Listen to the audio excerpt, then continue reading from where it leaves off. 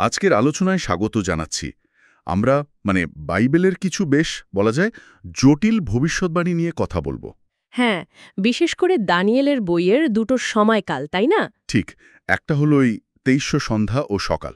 আর অন্যটা শেষ সপ্তাহ, মানে ৭০তম সপ্তাহ। বেশ রহস্যময় দুটো বিষয়। হ্যাঁ, তো কিছু উৎস আছে যারা বলছে যে এই দুটো আলাদা ভবিষ্যৎবাণী হয়তো একসাথেই শুরু হতে পারে। বেশ ইন্টারেস্টিং একটা ধারণা। কিন্তু এটা তো একটা বড় দাবি, তাই না? অবশ্যই। আর উৎসগুলো কিন্তু বলছে যে এটা আসলে একটা তত্ত্ব বা অনুমান, নিশ্চিত কিছু না। সেটাই। কারণ বাইবেলের ভবিষ্যৎবাণী যেভাবে লেখা আর কি, এর ব্যাখ্যা খুব সতর্কভাবে করতে হয়। একটু এদিক ওদিক হলেই পুরো অর্থটাই পাল্টে যেতে পারে, একদম। ঠিক। হ্যাঁ, তো এই বিষয়টা মাথায় রেখেই আমরা এগোবো। আমাদের আজকের উদ্দেশ্য হলো এই উৎসগুলো কিভাবে তাদের যুক্তিতে পৌঁছাচ্ছে সেটা একটু খুঁটিয়ে দেখা। তাদের মূল যুক্তিগুলো কি আর এর তাৎপর্যটাই বা কি হতে পারে, তাই তো? ঠিক, তাহলে চলুন শুরু করা যাক এই আলোচনা। আচ্ছা, প্রথমে এই ব্যাখ্যার একদম গোড়ার বিষয়টা দেখি। উৎসগুলো কোন ধারণা বা গণনা পদ্ধতি ব্যবহার করছে। তারা বলছে যে শেষ এক সপ্তাহ আর 2300 সন্ধ্যা ও সকাল দুটো নাকি একই সময়ে শুরু হতে পারে। এটা কিভাবে সম্ভব? হ্যাঁ, তারা এটার জন্য বাইবেলের সময় গণনার একটা নির্দিষ্ট ধারা ধরে এগিয়েছে। শেষ এক সপ্তাহ মানে তো ৭ বছর। হ্যাঁ।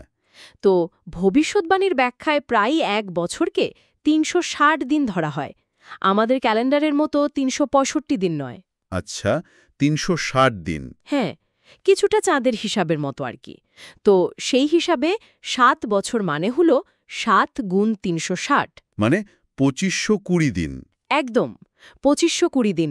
এটা হলো শেষ সপ্তাহের সময়কাল। বেশ। আর ওই 2300 সন্ধ্যা ও সকাল, ওটাকে কি সরাসরি 2300 দিনই ধরা হচ্ছে? হ্যাঁ, উৎসগুলোতে সেভাবেই বলা হয়েছে।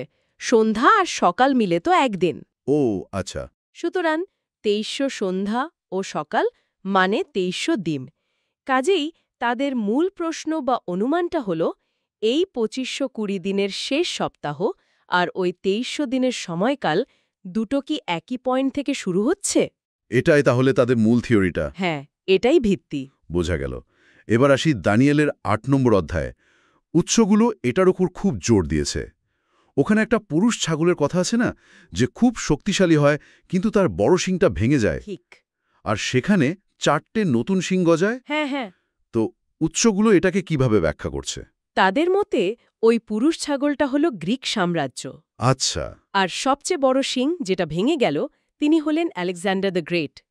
আর ওই ৪টে নতুন শিং হল আলেকজান্ডারের মৃত্যুর পর সাম্রাজ্যের যে ৪ ভাগ হয়েছিল, তার ৪ সেনাপতির মধ্যে ভাগ হয়েছিল: সেলিউকাস, টলেমি, লিসিমাকাস, ক্যাসান্ডার। হ্যাঁ, ইতিহাসেও তো এটাই পাই আমরা। একদম, ইতিহাসের পরিচিত ঘটনাই। কিন্তু এরপর তো আরও একটা শক্তির কথা বলা আছে। ওই ৪টে শিংয়ের একটা থেকে নাকি একটা ছোট শিং বের হয়। হ্যাঁ, এই ছোট শিং বা লিটল হর্ন, এটাই খুব গুরুত্বপূর্ণ। কেন? এটা কি খুব ভয়ঙ্কর? উৎসগুলো বলছে হ্যাঁ, এই শক্তিটা নাকি অত্যন্ত ক্ষমতাশালী হবে, ঈশ্বরের লোকেদের বিরুদ্ধে যাবে। মানে ঈশ্বরের উপাসনা, প্রতিদিনের উৎসর্গ এসব বন্ধ করে দেবে, এমনকি পবিত্র স্থানকেও অপবিত্র করবে। পবিত্র স্থান অপবিত্র করবে? হ্যাঁ, আর সবচেয়ে ইন্টারেস্টিং হল উৎসগুলো মনে করে ড্যানিয়েল সরাসরি রোমের নাম না বললেও এই ছোট শিং আসলে রোমকে ইঙ্গিত করে। রোম সাম্রাজ্য? কিন্তু সেটা তো ইতিহাসের ঘটনা। গ্রিকদের পরে রোমানরা এসেছিল। ঠিক, কিন্তু উৎসগুলো এটাকে শুধু অতীতের ঘটনা হিসেবে দেখছে না। তাহলে তারা যুক্তি দেখাচ্ছে যে রোম যেহেতু গ্রিক সংস্কৃতি দ্বারা প্রভাবিত ছিল আর গ্রিক সাম্রাজ্যের অংশগুলো দখল করেছিল, তাই প্রতীকীভাবে রোমকে ওই ৪টি শিংয়ের একটি থেকে বের হওয়ার শক্তি ধরা যেতে পারে। কিন্তু তারা বলছে এই ছোট শিংয়ের আসল কার্যকলাপ ঘটবে ইতিহাসের একদম শেষে, শেষকালে। আর দানিয়েল ৮-এর ওই ২৩০০ দিনের বিষয়টা মূলত এই শেষ সময়ের সাথেই যুক্ত। ও আচ্ছা, তাহলে এটা শুধু প্রাচীন ইতিহাস নয়, ভবিষ্যতের কথাও বলছে। তাদের ব্যাখ্যা অনুযায়ী হ্যাঁ, ভবিষ্যতের দিকেই ইঙ্গিতটা বেশি। তাহলে দানিয়েল ৮:১৪ পদে যে বলা হয়েছে ২৩০০ সন্ধ্যা ও সকাল পর্যন্ত, তারপর পবিত্র স্থান পুনরায় শুদ্ধ হবে, এই পবিত্র স্থানের শুদ্ধিকরণ বা ক্লেন্সিং অব দ্য স্যাংচুয়ারি এর মানে কি তাহলে? জেরুসালেমের মন্দির আবার তৈরি হবে? উৎসগুলো জোর দিয়ে বলছেন না, এটা ইট পাথরের মন্দির পরিষ্কার করা বা বানানোর বিষয় নয়। তাহলে এর অর্থ অনেক গভীর, মানে আধ্যাত্মিক। তাদের মতে পবিত্র স্থানের শুদ্ধিকরণ মানে হল পাপের যুগের শেষ, ঈশ্বরের পরিকল্পনা মতো প্রায়শ্চিত্তের কাজটা সম্পূর্ণ হওয়া। ন্যায় বিচার প্রতিষ্ঠা হওয়া। হ্যাঁ, একদম। পৃথিবীতে আর স্বর্গে ঈশ্বরের ন্যায় বিচার আর ধার্মিকতা প্রতিষ্ঠা হওয়া, এর মধ্যে বিচারও অন্তর্ভুক্ত। আর এই শুদ্ধিকরণটা তখনই হবে যখন ওই ২৩০০ দিন শেষ হবে। আর তখনই ওই ছোট সিংহের পতন হবে। ঠিক তাই, ২৩০০ দিন শেষে ছোট সিংহের পতন। এই ছোট সিং আসলে কে? শেষ সময়ের বিচারে উৎসগুলো কি আরও কিছু বলেছে? রোমের কথা তো বললেন। হ্যাঁ, তারা এটাকে প্রথমে এক নিষ্ঠুর রাজা বলেছে, পরে আবার প্রকাশিত বাক্য বইয়ের কিছু প্রতীকের সাথে মেলাচ্ছে, যেমন বাবেলিয়ার মহাভেশ্যা। The great whore of Babylon. হ্যাঁ, আর বাবেলীয় পোপতন্ত্রের কথাও বলছে। এই ভেশ্যা নাকি একটা লাল রঙের পশুর ওপর বসে থাকে। মানে এই শক্তিটা নিজের ক্ষমতায় চলে না, অন্য কিছুর উপর নির্ভর করে। সম্ভবত উৎসগুলো সেভাবেই ব্যাখ্যা করছে। এই ছোট সিং বা ভেশ্যা অন্য কোনো বড় রাজনৈতিক বা অর্থনৈতিক শক্তি ওই লাল পশুর সাহায্যে কাজ করবে, হয়তো তাকে নিয়ন্ত্রণও করবে। আর এই শক্তি শেষ সময়ে ধর্মীয় উপাসনা বন্ধ করবে। আর এর শেষ হবে ২৩০০ দিনের মাথায়। তাদের ব্যাখ্যা অনুযায়ী, হ্যাঁ, ২৩০০ দিন শেষ হলেই এর চূড়ান্ত পতন। আর তারা মনে করে এই সময়টা বাইবেলের ওই যে ৭টা শেষ গজব বা মহাক্লেশ আছে, 7 লাস্ট প্লেগস। হ্যাঁ, ওগুলো শেষ হওয়ার সময়ের সাথে মিলে যায়। আচ্ছা, বেশ জটিল সমীকরণ। এবার একটু দানিয়েলের ৯ অধ্যায়ে আসি। সেখানে তো ৭০ সপ্তাহের ওই বিখ্যাত ভবিষ্যৎবাণীটা আছে। হ্যাঁ, ৭০ সপ্তাহ। ওটাকে কিভাবে এই ২৩০০ দিনের সাথে জোড়া হচ্ছে? দুটো তো আলাদা অধ্যায়ের বিষয়। ঠিক, উৎসগুলো আসলে দানিয়েল ৯ অধ্যায়ের ২৭ নম্বর পদটার উপর খুব জোর দেয়। কি আছে সেখানে? সেখানে বলা হয়েছে যে একজন ব্যক্তি, যাকে অনেকে শেষ সময়ের অ্যান্টিক্রাইস্ট মনে করে, সে ১ সপ্তাহের জন্য, মানে ওই শেষ সপ্তাহ বা ৭ বছর বা ২৫২০ দিনের জন্য অনেকের সাথে একটা চুক্তি করবে। আচ্ছা, একটা চুক্তি। হ্যাঁ, আর সেই সপ্তাহের মাঝামাঝির সময়ে বা হয়তো পুরো সপ্তাহ জুড়েই সে ধর্মীয় উপাসনা, মানে উৎসর্গ ও উপহার বন্ধ করে দেবে। ওহ, তাহলে সংযোগটা এখানেই, যেহেতু ৮ অধ্যায়ের ছোট সিংহ উৎসর্গ বন্ধ করে ২৩০০ দিনের জন্য। আর ৯ অধ্যায়ের এই ব্যক্তিও শেষ সপ্তাহে ২৫২০ দিনের মধ্যে উৎসর্গ বন্ধ করে। তাই উৎসগুলো ভাবছে এই দুটো ঘটনা আসলে একই সময়ের বা একই শক্তির কাজ। একদম, এটাই তাদের মূল যুক্তি। দুটো ভিন্ন অধ্যায়ের ভবিষ্যৎবাণী হলেও এগুলো আসলে একই শেষ সময়ের নাটকের দুটো দিক তুলে ধরছে। আর এটা আরও জোরালো হয় যখন ভাবা যায় যে ফেরেশতা গ্যাব্রিয়েল দানিয়েলকে ৮ অধ্যায়ে দর্শনটা সম্পর্কে বলেছিলেন যে এটা শেষ কালের জন্য, টাইম অফ দি এন্ড। হ্যাঁ, আর ৭০ সপ্তাহের মধ্যে প্রথম ৫৯ সপ্তাহ তো ইতিহাস হয়ে গেছে যিশুর প্রথম আগমনের সাথে সম্পর্কিত। সেটা তো প্রায় ২০০০ বছর আগের ঘটনা। হ্যাঁ, ২০২৫ সাল থেকে ধরলে তো তারও বেশি। সুতরাং উৎসগুলোর মতে এখন শুধু শেষ সপ্তাহটা, মানে ৭০তম সপ্তাহ বাকি আছে। তাই এই ভবিষ্যৎবাণীগুলো আমাদের সময়ের জন্য খুব প্রাসঙ্গিক হতে পারে। যদি এটা সত্যি হয় তাহলে তো বিরাট ব্যাপার। এর ভিত্তিতে কি উৎসগুলো কোনো টাইমলাইন বা সময়রেখা বানানোর চেষ্টা করেছে? মানে ঘটনাগুলো কিভাবে ঘটতে পারে? হ্যাঁ, একটা সম্ভাব্য মডেল বা টাইমলাইন তারা দিয়েছে, তবে আবারও বলছি এটা কিন্তু তাদের অনুমান। ঠিক আছে, মাথায় রাখছি। মডেলটা কেমন যদি দুটোই একসাথে শুরু হয়, ২৫২০ দিন আর ২৩০০ দিন, তাহলে কোনটা আগে শেষ হবে? সহজ হিসেব, ২৩০০ দিনেরটা আগে শেষ হবে কারণ ওটা ছোট। কতটা আগে? ২৫২০ মাইনাস ২৩০০ মানে ২২০ দিন আগে। ঠিক, এই মডেল অনুযায়ী ২৩০০ দিনের পর্ব শেষ হবার পরেও আরও ২২০ দিন বাকি থাকবে ৭ বছর বা ২৫২০ দিন পুরো হতে। তার মানে আপনি আগে বললেন ৭টা মহাক্লেশ ২৩০০ দিনে শেষে হয়। হ্যাঁ, উৎসগুলো তাই মনে করে। তাহলে তো মহাক্লেশ শেষ হওয়ার পরও প্রায় ২২০ দিন সময় থাকছে। সেই সময় কি হবে?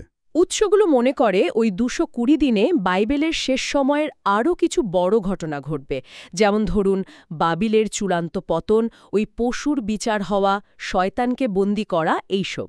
ও আচ্ছা আচ্ছা আচ্ছা, দানিয়েল ১২ অধ্যায়ে আরেকটা সংখ্যার কথা আছে না, ১৩৩৫ দিন। যে ১৩৩৫ দিন পর্যন্ত অপেক্ষা করে পৌঁছাবে সে ধন্য। হ্যাঁ, ১৩৩৫ দিন। এটাকে কিভাবে এই টাইমলাইনে বসানো হচ্ছে? এটা টাইমলাইনটাকে আরও একটু ডিটেইলড করে। উৎসগুলো একটা সম্ভাবনার কথা বলে যে এই ১৩৩৫ দিন হয়তো বিশ্বাসীদের প্রথম পুনরুত্থান বা র্যাপচারের সময়। শেষ সপ্তাহের শুরু থেকে ১৩৩৫ দিন পর। হ্যাঁ, সেরকম একটা ধারণা। যদি সেটা হয়, আর আমরা জানি ২৩০০ দিনের মাথায় মহাক্লেশ শেষ হচ্ছে, মানে ২৫২০ দিনের ২২০ দিন আগে, তাহলে মহাক্লেশের সময়টা কতদিন দাঁড়াচ্ছে? দাঁড়ান ২৩০০ দিন মহাক্লেশ শেষ মাইনাস ১৩৩৫ দিন র্যাপচার শুরু, তাহলে কি ৯৬৫ দিন? ঠিক ধরেছেন, ৯৬৫ দিন। অথবা অন্যভাবেও হিসেব করা যায়, মোট ২৫২০ দিন থেকে প্রথম ১৩৩৫ দিন হয়তো উৎপীড়নের সময়, আর শেষের ২২০ দিন মহাক্লেশ পরবর্তী ঘটনা। তাহলেও ৯৬৫ দিন থাকে। ২৫২০, ১৩৩৫, ২২০ ইজ ইকুয়াল টু ৯৬৫। বাহ! হ্যাঁ, সুতরাং এই মডেল অনুযায়ী শেষ সপ্তাহের গঠনটা এরকম হতে পারে। প্রথম পর্ব পশুর শাসন উৎপীড়ন ১৩৩৫ দিন, প্লাস ৭ মহাক্লেশ ৯৬৫ দিন, প্লাস শেষ ঘটনা প্রবাহ ২২০ দিন, মোট ২৫২০ দিন। বেশ ডিটেলড একটা কাঠামো। কিন্তু একটা প্রশ্ন আসছে মনে। যিশু তো বলেছিলেন যে বিশ্বাসীদের বাঁচানোর জন্য মহাক্লেশের দিনগুলো কমানো হবে। হ্যাঁ, মথি ২৪.২২ খুব গুরুত্বপূর্ণ পয়েন্ট। কিন্তু এই টাইমলাইন তো একদম নির্দিষ্ট সংখ্যায় বাঁধা, ১৩৩৫, ৯৬৫। তাহলে দিন কমানোর ব্যাপারটা কিভাবে ব্যাখ্যা হচ্ছে? এটা কি কন্ট্রাডিকশন নয়? এটা নিয়ে উৎসগুলো কয়েকটা সম্ভাব্য উত্তর দিয়েছে।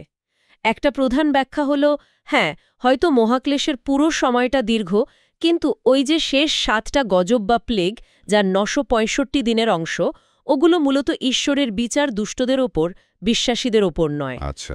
তারই হয়তো বিশ্বাসীদের ওই 7টা গজব শুরু হওয়ার আগেই তুলে নেওয়া হবে র্যাপচার, ওই ১৩৩৫ দিনের মাথায়।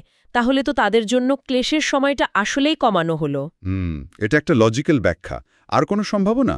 আরেকটা হতে পারে যে দিন কমানো মানে দিনের সংখ্যা কমানো নয়, বরং হয়তো তীব্রতা কমানো, বা সেই সময়ে বিশ্বাসীদের ঈশ্বর বিশেষভাবে রক্ষা করবেন। অলৌকিকভাবে। হ্যাঁ, অথবা এটাও হতে পারে যে উৎপীড়নের সময়টাকে যে ১৩৩৫ দিন ধরা হচ্ছে, সেটা কমে হয়তো ১২৯০ বা ১২৬০ দিন হবে, দানিয়েলের অন্য ভবিষ্যদ্বাণীর সাথে মিলিয়ে। উৎসগুলো এই সম্ভাবনাগুলো খোলা রেখেছে। তাহলে মূল কথা হলো, এই পুরো সময়টা শেষ সপ্তাহ বা মহাক্লেশ কবে শুরু হবে সেটা কেউ জানে না। একদম না। যদিও ভেতরের ভাগগুলো ১২৬০, ১২৯০, ১৩৩৫, ২৩০০ দিন হয়তো বাইবেলে আছে, কিন্তু শুরুটা অজানা। ঠিক, শুরু আর শেষের দিনক্ষণ কেবল ঈশ্বরই জানেন। উৎসগুলো শুধু ভেতরের কাঠামোটা বোঝার চেষ্টা করছে। আচ্ছা, এবার ওই পবিত্র স্থান বা স্যাংচুয়ারি ধারণাটায় আরেকটু ফেরা যাক, কারণ এর শুদ্ধিকরণটাই তো ২৩০০ দিনের ভবিষ্যদ্বাণীর মূল বিষয়। হ্যাঁ, একদম কেন্দ্রবিন্দু। আপনি আগেই বলেছেন এটা কোনো পার্থিব মন্দির নয়, তাহলে ঠিক কি? উৎসগুলো একটা ক্রমবিকাশ দেখায়। পুরনো নিয়মে ঈশ্বর প্রথমে তাঁবুতে, তারপর জেরুজালেমের মন্দিরে তার উপস্থিতি রাখতেন। ওগুলো ছিল তার বাসস্থান। নতুন নিয়মে যিশুর নিজের দেহকে মন্দির বলা হয়েছে। হ্যাঁ, যোহান ২ অধ্যায়ে আছে। তাই যিশুর যাবার পর পবিত্র আত্মা থাকেন বিশ্বাসীদের ভেতরে। তাই পৌল বিশ্বাসীদের বলেছেন ঈশ্বরের মন্দির। ব্যক্তিগতভাবে এবং সমষ্টিগতভাবেও। হ্যাঁ, তাই এক অর্থে বিশ্বাসীরাই এখন পৃথিবীতে ঈশ্বরের পবিত্র স্থান। কিন্তু শুদ্ধিকরণের ব্যাখ্যা তো আরও গভীর ছিল বললেন। শুধু বিশ্বাসীদের শুদ্ধ করা নয়। ঠিক, তারা বলছে পৃথিবীর মন্দিরটা ছিল স্বর্গের আসল মন্দিরের একটা ছায়া বা মডেল। হ্যাঁ, ইব্রিয় পুস্তকে আছে। তাই দানিয়েলের পবিত্র স্থানের শুদ্ধিকরণ মানে মূলত স্বর্গীয় মন্দিরের শুদ্ধিকরণ। এর অর্থ আরও অনেক বড়। শুধু মানুষের পাপ ক্ষমা নয়, বরং স্বর্গে ঈশ্বরের সামনে থাকা সমস্ত পাপের যে রেকর্ড, নথি। হ্যাঁ, সেই নথি বা রেকর্ড পুরোপুরি মুছে ফেলা। পাপের রেকর্ড মুছে ফেলা। এটা তো প্রায়শ্চিত্ত বা অ্যাটনমেন্টের ধারণার সাথে যুক্ত, কিন্তু এর সাথে স্বর্গ বা ফেরেশতাদের কি সম্পর্ক? এখানেই ব্যাখ্যাটা খুব গভীর। উৎসগুলো মনে করে এই শুদ্ধিকরণের একটা বড় উদ্দেশ্য হল পুরো বিশ্ব ব্রহ্মাণ্ডের সামনে, বিশেষ করে দূতদের সামনে ঈশ্বরের ন্যায় বিচার, তার ভালোবাসা, তার শাসন পদ্ধতির চূড়ান্ত সত্যতা প্রমাণ করা। মানে দূতদের মনে সন্দেহ ছিল? শয়তানের বিদ্রোহ, মানুষের পাপ, এসব হয়তো কিছু দূতদের মনেও ঈশ্বরের চরিত্র নিয়ে প্রশ্ন তুলেছিল। এই স্বর্গীয় শুদ্ধিকরণ প্রক্রিয়ার মাধ্যমে সেই সব সন্দেহ দূর হবে।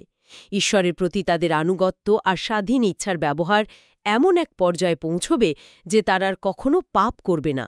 বাপরে, এ তো এক বিশাল মহাজাগতিক ব্যাপার। এই স্বর্গীয় শুদ্ধিকরণ কখন বা কিভাবে হবে? তাদের মতে বিশ্বাসীদের প্রথম পুনরুত্থান ওই ১৩৩৫ দিনের সাথে যেটা যুক্ত, ঈশ্বরের ধার্মিকতার একটা বড় প্রমাণ হবে, আর তখন থেকেই হয়তো এই চূড়ান্ত স্বর্গীয় শুদ্ধিকরণের কাজ শুরু হবে, যা ২৩০০ দিনের শেষে পূর্ণ হবে। এটা শুধু পৃথিবীর ঘটনা নয়, স্বর্গ আর পৃথিবীর যোগসূত্র। তাহলে আজকের এই দীর্ঘ আর বেশ জটিল আলোচনার সারসংক্ষেপ কি দাঁড়ালো? উৎসগুলোর মূল বক্তব্যটা কি? শেষ পর্যায়ে, শেষ কালের ঘটনা।